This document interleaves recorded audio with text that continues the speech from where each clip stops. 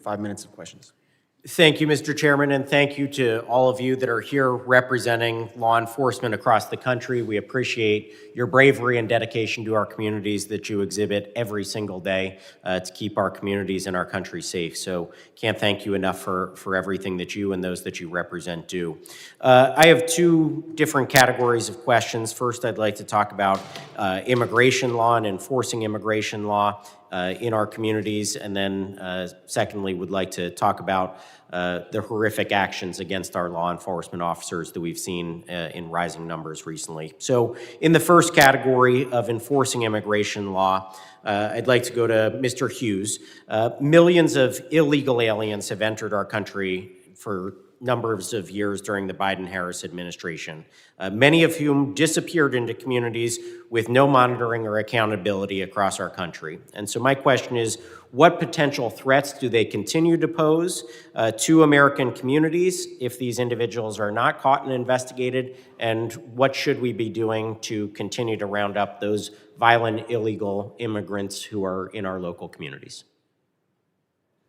Thank you, Congressman. And I think it's important. We always have to be looking at the violent criminals and those who pose a threat to our communities. And we need to be looking at the support to do that. The support from this body and the support of the administration and support of others to be able to fight violent crime and to ensure that we're enforcing the laws that are on the books. It's the officers that are on the ground who are enforcing the law. They're not making the law. If the law needs to be changed, that's Congress's job. We need to make sure that we're enforcing and bringing violent criminals to justice. With the increase in funding that this body, Congress, has approved recently for those efforts, do you feel that you have adequate resources to go out and do the job that you need to do? That's yet to be determined. The resources are given, it's being utilized, and it's hard for me to comment on that. I'm not I'm not an active law enforcement officer, but that's soon to come. We could always use more resources. Understood, and certainly agree with that. That's why I continue to support increased funding both here in Congress and for our local law enforcement back home, and understand that need and want to continue to work to provide appropriate funding to make sure that we keep our communities safe.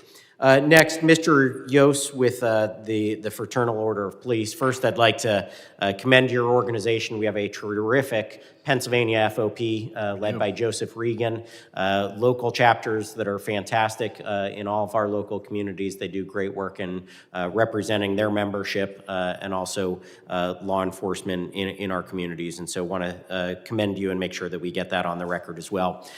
We have seen this increased rhetoric, this anti-police rhetoric. There was the defund the police movement. Thankfully, I think even those that espouse those beliefs have come to recognize that was maybe the dumbest political thing that they could have ever said. So they have backed off of that, and they have started to change their tune.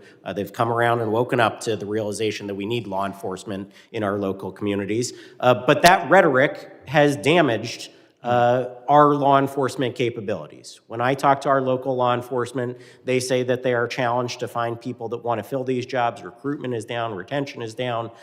Talk to me about what you're seeing and experiencing in recruiting new members, retaining those people, and how you're addressing those issues. Right. Councilor, thank you for the question, and you are correct. We do have a very strong membership in Pennsylvania. We actually got our birth there 110 years ago, so that's where the Fraternal Order of Police was started.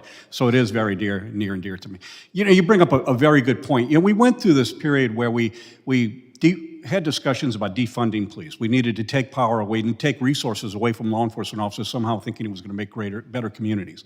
And you're right, we have moved past that. I think most recognize that if you want to have an impact on law enforcement, you ask a law enforcement officer because they do it every single day. So when we have discussions on how we improve the criminal justice system and exclude a very important part of that, you're going to end up with results. I call them failed experiments, because we know unless you have everyone sitting at the table having these discussions on how to improve it, you're going to have problems. So we went through this whole defunding period where we did so much damage to law enforcement. While we might have moved on from the whole concept of defunding law enforcement, what we did is we made it less appealing. So we have a recruiting. I'll argue with it. We don't have a recruiting and retention problem. We have a retention and recruiting problem, because the best The best recruiters we have are the people that are law enforcement officers who recognize somebody within a community and say, you have the qualities that we need within our community. Why don't you come help us shape the future of our community? That's how they got into law enforcement. They didn't get into law enforcement because they saw a commercial on TV and said, join my agency, or some slick ad. No, they got in because of a personal connection to somebody that reached out to them. We've made our job so less appealing to people that we're dealing with a problem. And here's the problem with it. It is almost generational. Because you can't hire an officer today and expect them to be an effective officer for probably 5-6 years. So every time we have somebody walking out the door, know that it is not easy to fill that position. Well, again, I want to thank you. The people that are in law enforcement in our local communities, by and large, do a terrific job every single day. We commend them, we thank them. There are friends in our local communities that keep us safe, but the anti-law enforcement rhetoric that we've heard from defund the police, and that's past, what is going on against ICE agents in this Time's country expired. I recognize that anti-rhetoric, anti-police the gentle rhetoric, and we lady need from to New move on Jersey, from Ms. that as well. Thank you.